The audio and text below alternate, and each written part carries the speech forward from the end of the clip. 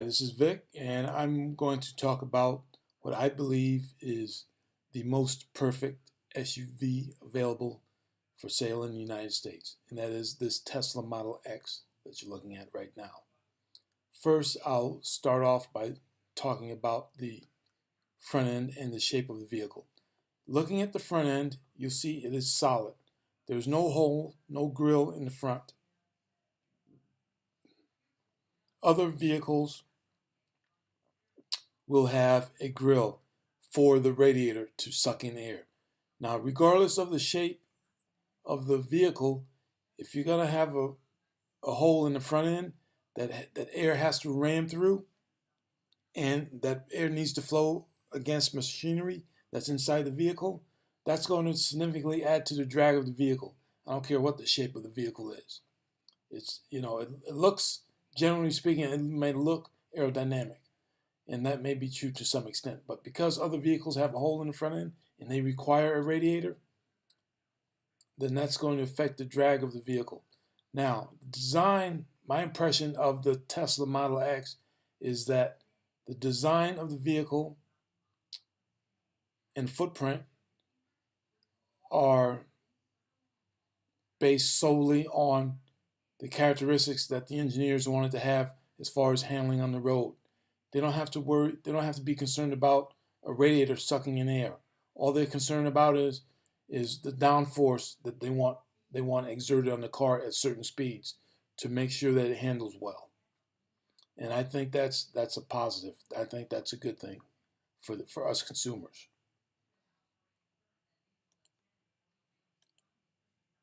And here's another shot of the Model X.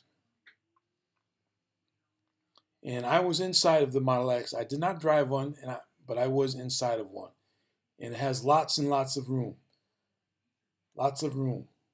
That's why I say, as far as I'm concerned, right now it is the most perfect SUV on the market, because I would never have to stop to fill it up. I would never have to stop to pump gas into it. Now, why won't I ever have to stop to refuel it? Because there are charging stations here in Charlotte where I live. There are superchargers and there are destination chargers.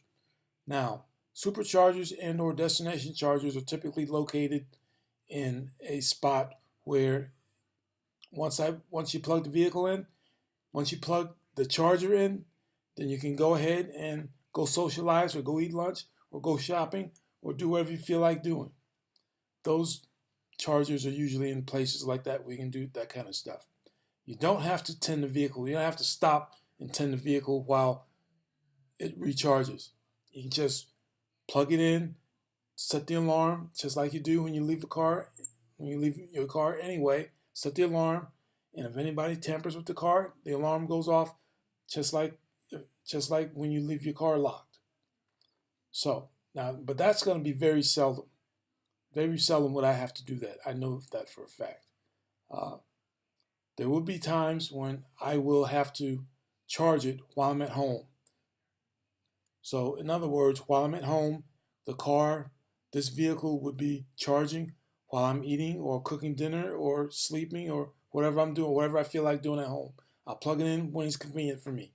So I won't have to waste time charging or spend time charging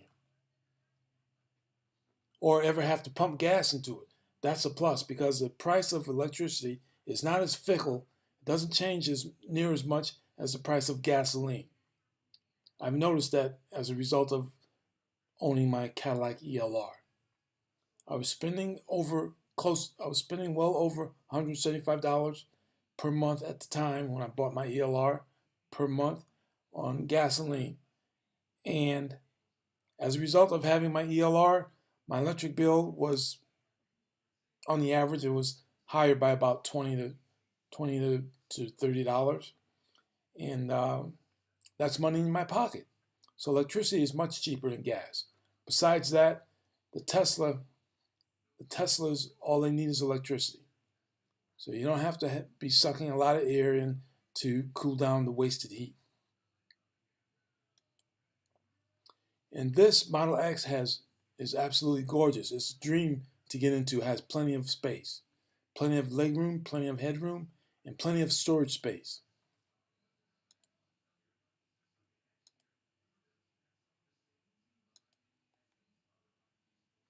And this back seat, these 3 back seats here, they do have good leg room for a 6-foot person. I sat in them.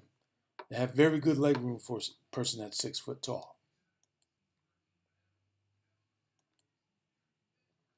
And this console is very easily manipulated while behind the steering wheel or while driving.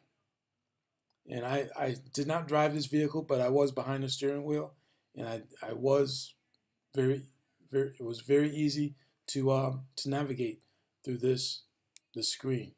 The screen is large enough so you don't have to look at different fine points and that kind of stuff. It's very easy to glance at and see what you need to do. And that's it. Like I said, I believe the Model X is the most perfect SUV that's on the market right now, because I would never have to stop to pump gas into it. If and when I need to charge it, every once in a while I could charge it at home while I'm eating dinner or while I'm sleeping.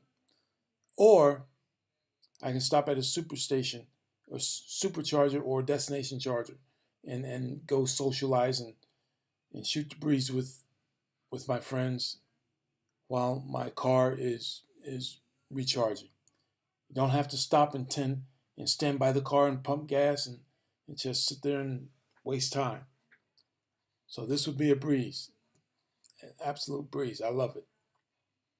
This very well may be my second vehicle. Like I said in a previous video, I'm looking at buying and getting an additional vehicle in addition to my ELR.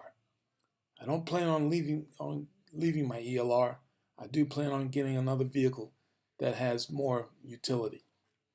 And this could very well be it. Oh, in addition, the Tesla Model X has performance, 0 to 60 performance, that will flat out beat many of the so-called performance vehicles on the road today. That's another advantage of having an electric vehicle. Performance. Hi, this is Vic, and I'm truly hoping that I can start some type of movement here. And that is fight like a Spartan. Men, there is an alternative to surgery. If you are confirmed to have prostate cancer, you do not have to have surgery. 10 years ago, in 2007, after 2 doctors recommended surgery for me, I searched for an alternative, and I went to the website that you're looking at right now, cyberknife.com, to find an alternative to surgery. And only after talking to the doctor in the hospital that worked with the CyberKnife did I decide to go through the CyberKnife treatment. I put off surgery as long as I possibly could, and I spoke with the doctor that actually worked in the hospital that had the CyberKnife facility, and he did a test, and he confirmed, and what he told me was the CyberKnife was a good treatment for me, that he could treat me with the CyberKnife. So I chose the CyberKnife. I found a hospital. Well, first of all, if you go to cyberknife.com, they have a search feature in there where you can search. You can tell the search engine how far to look. You can select 5 miles or 250 miles away from your zip code. Like, you tell it to search in the US and then you type in your zip code and you can tell it to go as far as 250 miles or whatever. And as it turned out, there was a hospital that has a CyberKnife facility 20 miles away from me. My treatment went like this. I got up early to go to work and left enough time to lay down in the bed. My treatment plan was for 45 minutes. Yours could be different. Mine was for 45 minutes. So I had to lay still for 45 minutes, completely dressed, no surgery, no cutting, and while this machine rotated around me. And when they told me they were finished, and it generally took about 45 minutes, when they told me they were finished, I would get up and they said, okay, you can leave now. And that was it. I got back into my car and I drove to work. I worked, that's right, I worked and did anything and everything that I wanted to do. There was no limitations placed on me. And that's my push for the CyberKnife.